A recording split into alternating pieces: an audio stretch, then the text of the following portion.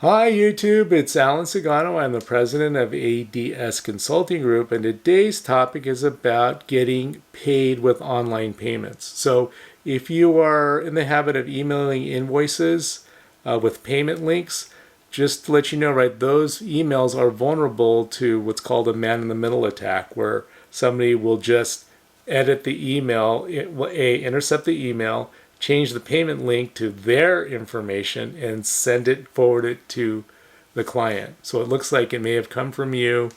It didn't, well, it did originally, but then it got modified, right?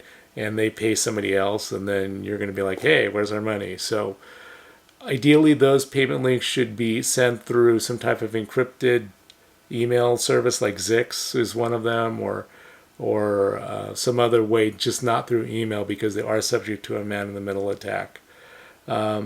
Also, even paper checks, right? They're getting stolen out of mailboxes all the time.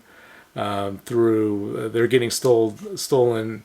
There was even a case locally where a postal employee was stealing the checks, and then she was posting, "Yo, yo, yo, I'm living large," right? And I was like, "Yeah, not very smart," but so I think she's in jail now.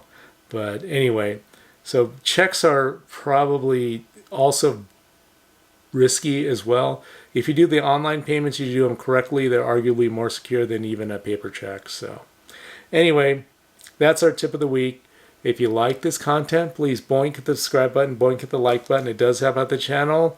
Please keep your payment methods safe, whether it's through checks or ideally through online, but don't send them via email with payment links. Stay safe out there. Thanks a lot for listening. We'll talk to you soon.